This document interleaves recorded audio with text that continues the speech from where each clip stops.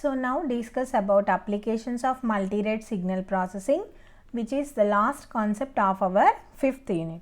Okay, there are mainly 4 applications of multi-rate signal processing. They are design of phase shifters, interfacing of digital systems with different sampling rates, implementation of narrowband low-pass filters, subband coding of speech signals.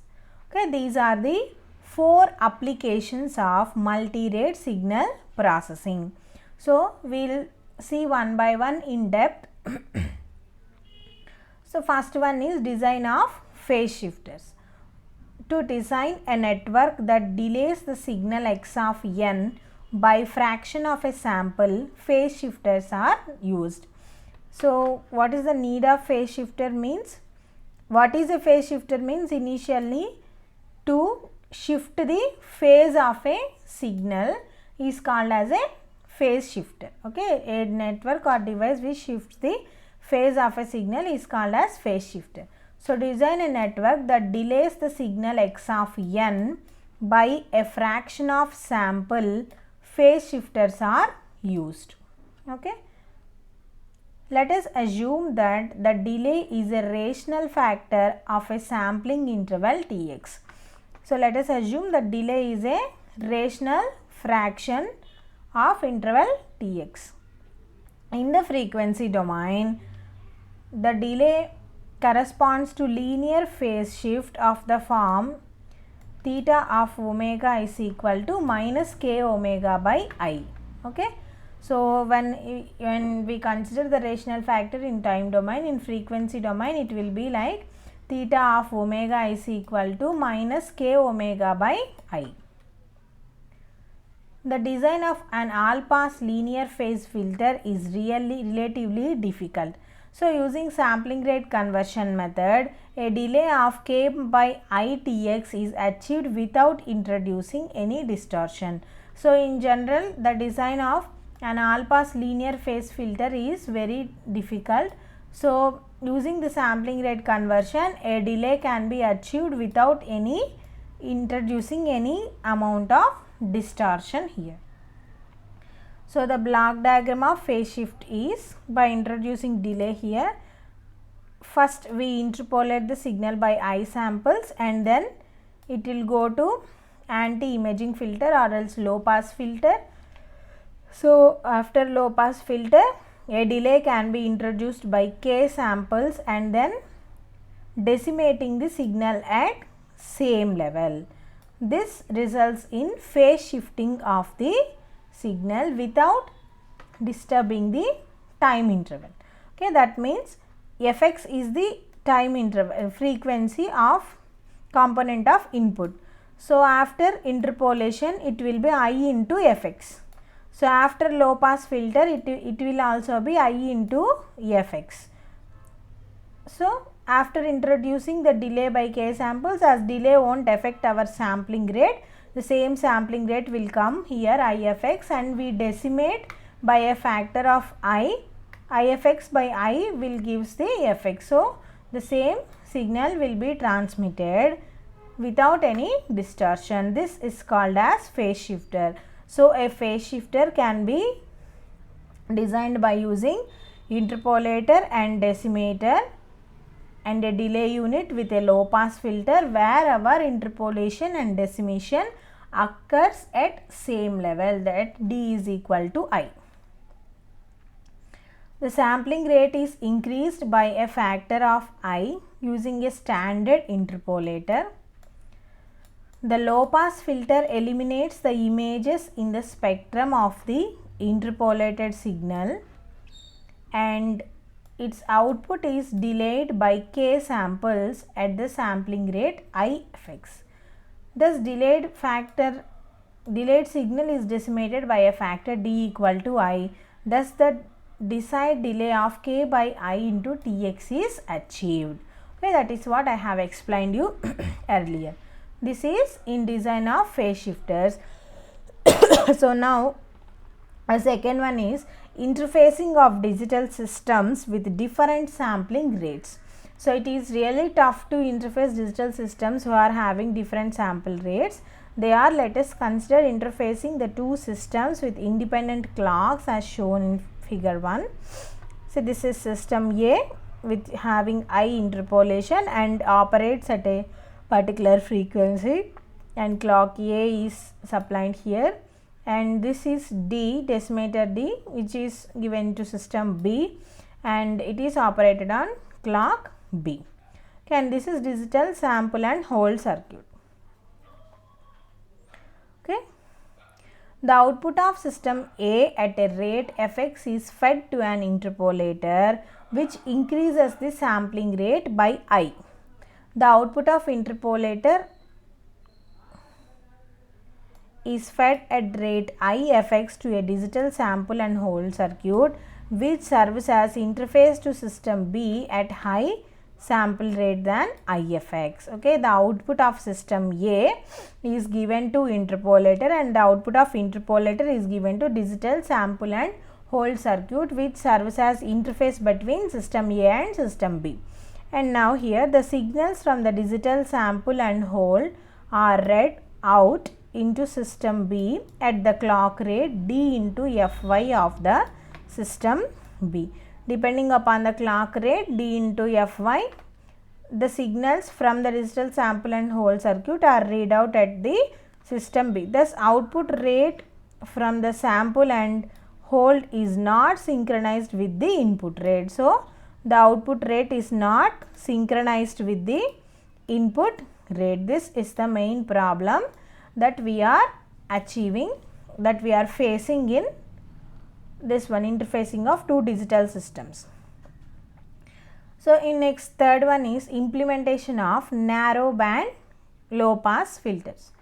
The multi-stage implementation of sampling rate conversion provides for a more efficient realization, especially when the filter specifications are very tight. Okay. So, the multi-stage implementation that we have seen, for an interpolator it has to have many stages cascaded, and for decimator also many more stages cascaded.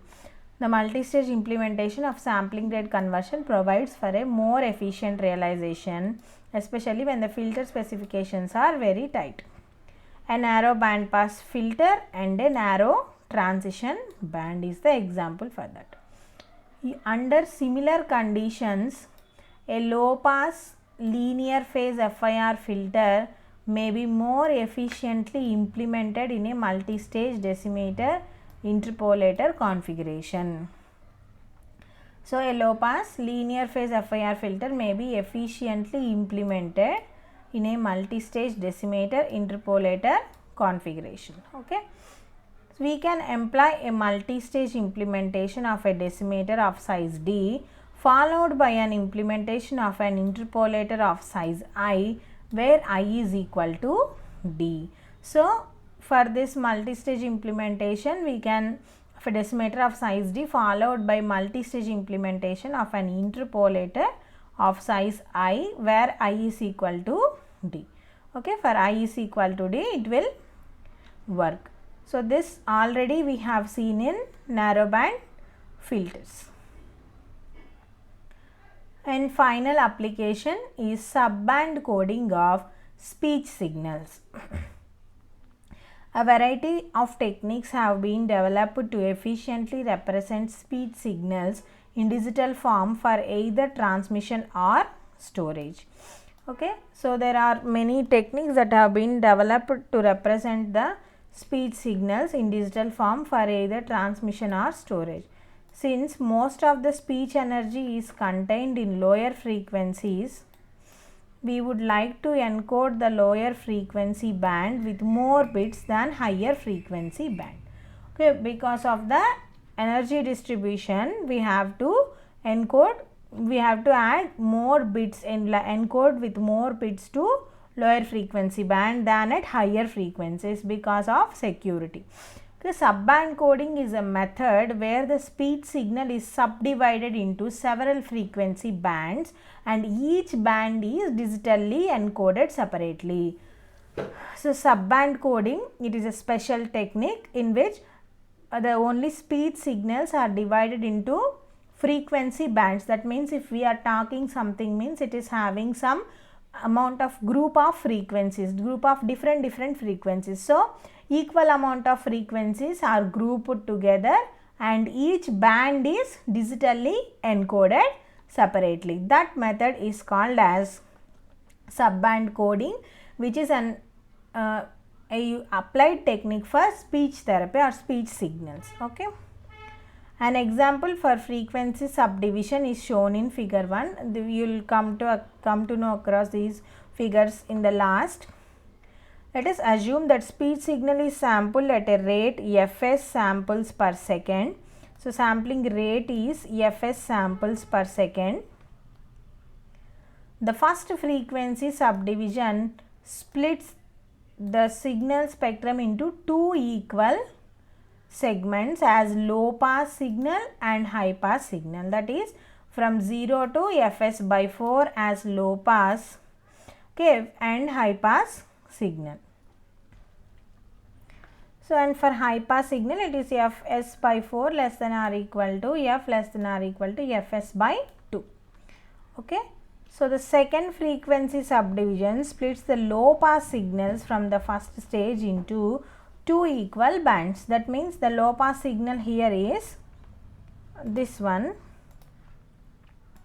okay, depending upon the two bands, this is the low pass signal, and these two bands are divided into low pass band and high pass band separately. 0 less than f less than fs by 8 low pass, and from fs by 8 to fs by 4 is high pass in this second frequency.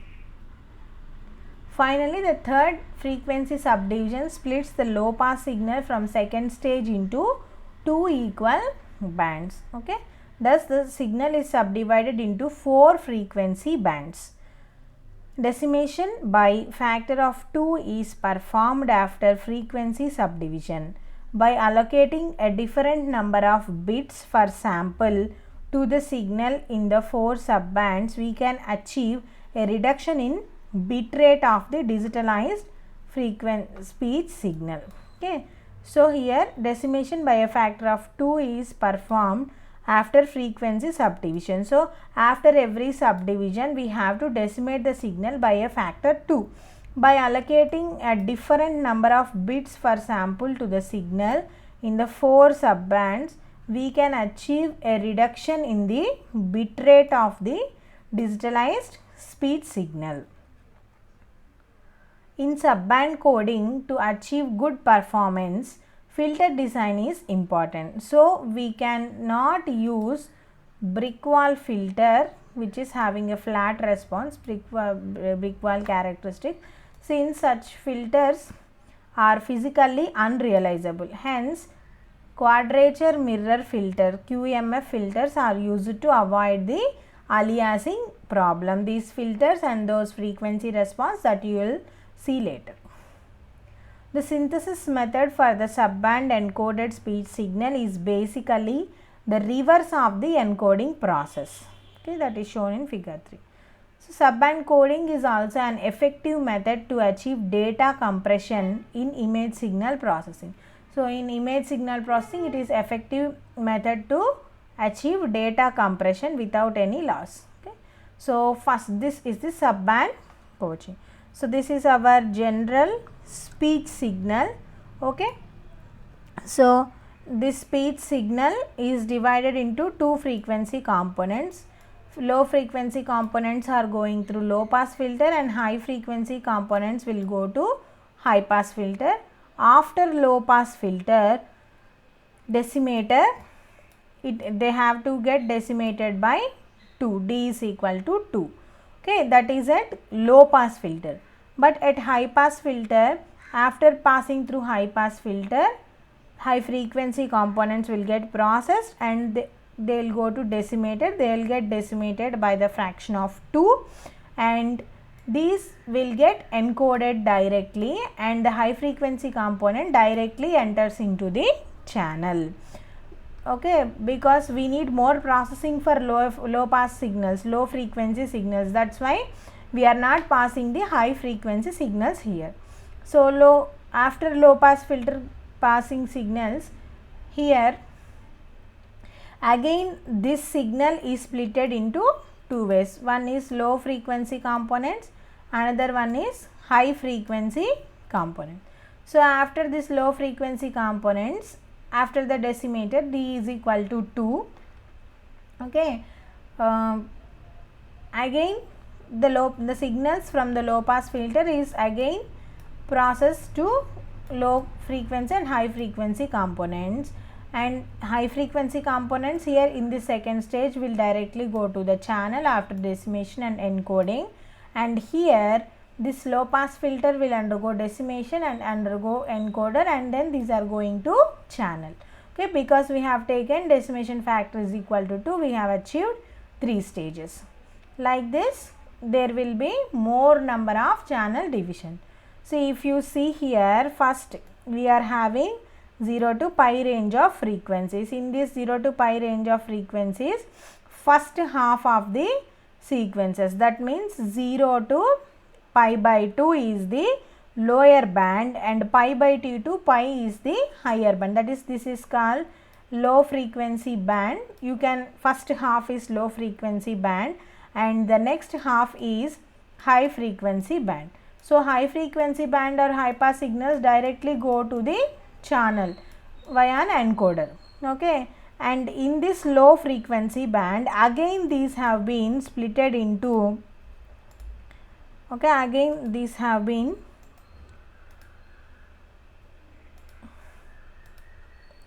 splitted into two portions. Okay, that is 0 to pi by 4 and pi by 4 to pi by 2.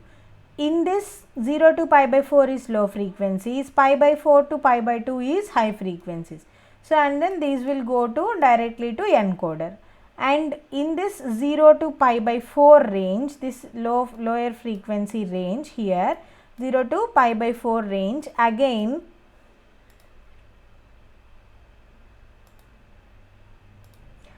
again 0 to pi by 8, half of pi by 4 is pi by 8, pi by 8 is the lower frequency one, pi by 8 to pi by 4 is the higher frequency one.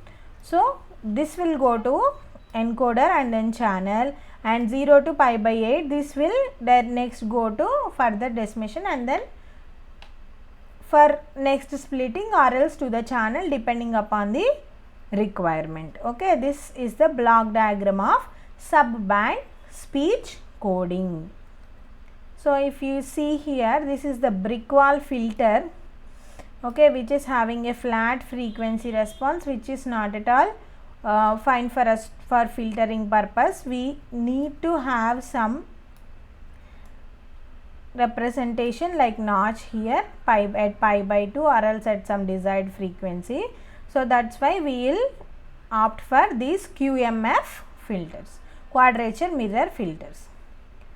So this is the figure of synthesis of subband encoded signals. That is the thing that in figure 1, in this one we have seen how the subband coding signals will go to the channel. Okay, this is the sending of signals, and what will be the at receiver part is here.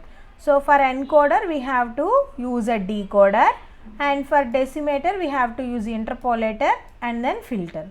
Like that, decoder, interpolator, filter, these two will get added and forms another signal. So like that they will club and finally we will get an output. This is the subband coding technique, and these are the applications of our multi-rate digital signal processing, which is a very important concept. Okay.